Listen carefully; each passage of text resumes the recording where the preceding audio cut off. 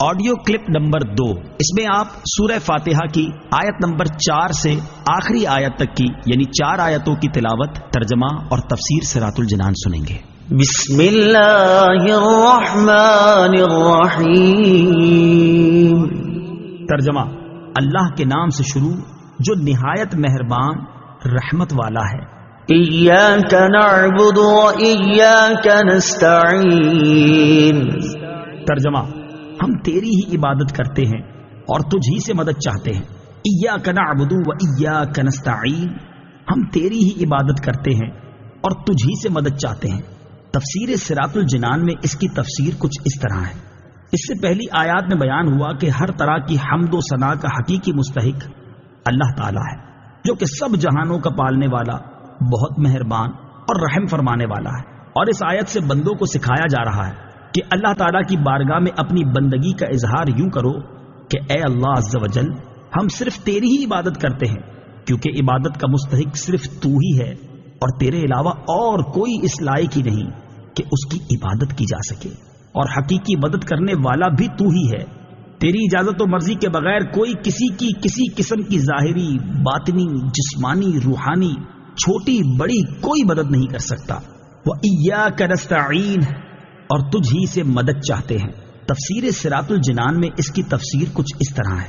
اس آیت میں بیان کیا گیا کہ مدد طلب کرنا خواہ واسطے کے ساتھ ہو یا واسطے کے بغیر ہو، ہر طرح سے اللہ تعالیٰ کے ساتھ خاص ہے، اور اللہ تعالیٰ کی ذات ہی ایسی ہے جس سے حقیقی طور پر مدد طلب کی جائے۔ اعلیٰ حضرت امام احمد رضا خان علیہ رحمت الرحمان فرماتے ہیں، حقیقی مدد طلب کرنے سے مراد یہ ہے کہ جس سے مدد طلب کی جائے اسے بالذات قادر، مستقل مالک اور غنی بے نیاز جانا جائے کہ وہ اللہ تعالیٰ کی عطا کے بغیر خود اپنی ذات سے اس کام یعنی مدد کرنے کی قدرت رکھتا ہے۔ اللہ تعالیٰ کے علاوہ کسی اور کے بارے میں یہ عقیدہ رکھنا ہر مسلمان کے نزدیک شرک ہے، اور کوئی مسلمان اللہ تعالیٰ کے علاوہ کسی اور کے بارے میں ایسا عقیدہ نہیں رکھتا، اور اللہ تعالیٰ کے مقبول بندوں کے بارے میں مسلمان یہ عقیدہ رکھتا ہے کہ وہ اللہ تعالیٰ کی بارگاہ تک پہنچنے کے لیے واسطہ اور حاجات پوری ہونے کا وسیلہ اور ذریعہ ہیں۔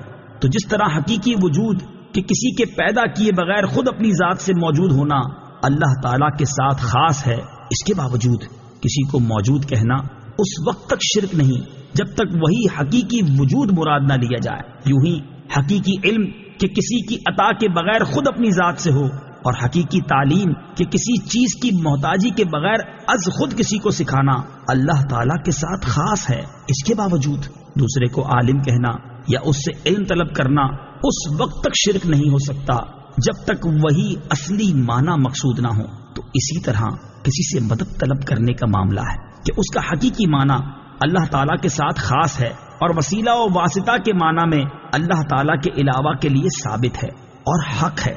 اهدنا الصراط المستقیم۔ ترجمہ: ہمیں سیدھے راستے پر چلا۔ اهدنا الصراط المستقیم، ہمیں سیدھے راستے پر چلا۔ تفسیر صراط الجنان میں اس کی تفسیر کچھ اس طرح ہے۔ اللہ تعالیٰ کی ذات و صفات کی معرفت کے بعد اس کی عبادت اور حقیقی مددگار ہونے کا ذکر کیا گیا، اور اب یہاں سے ایک دعا سکھائی جا رہی ہے کہ بندہ یوں عرض کرے، اے اللہ عز و جل، تو نے اپنی توفیق سے ہمیں سیدھا راستہ دکھا دیا، اب ہماری اس راستے کی طرف ہدایت میں اضافہ فرما اور ہمیں اس پر ثابت قدم رکھ۔ صراط مستقیم کا معنی، صراط مستقیم سے مراد عقائد کا سیدھا راستہ ہے جس پر تمام انبیاء کرام علیہ الصلوۃ والسلام چلے، یا اس سے مراد اسلام کا سیدھا راستہ ہے جس پر صحابہ کرام رضی اللہ تعالی عنہم، بزرگان دین اور اولیاء اعظام رحمت اللہ تعالی علیہم چلے، جیسا کہ اگلی آیت میں موجود بھی ہے۔ اور یہ راستہ اہل سنت کا ہے کہ آج تک اولیاء کرام صرف اسی مسلک اہل سنت میں گزرے ہیں۔ صراط الذین انعمت علیہم غیر المغضوب علیہم ولا الضالین۔ ترجمہ: ان لوگوں کا راستہ جن پر تو نے احسان کیا، نہ کہ ان کا راستہ جن پر غضب ہوا اور نہ بہکے ہوئوں کا۔ صراط الذین انعمت علیہم، ان لوگوں کا راستہ جن پر تو نے احسان کیا۔ تفسیر صراط الجنان میں اس کی تفسیر کچھ اس طرح ہے۔ یہ جملہ اس سے پہلی آیت کی تفسیر ہے کہ صراط مستقیم سے مراد ان لوگوں کا راستہ ہے جن پر اللہ تعالیٰ نے احسان و انعام فرمایا۔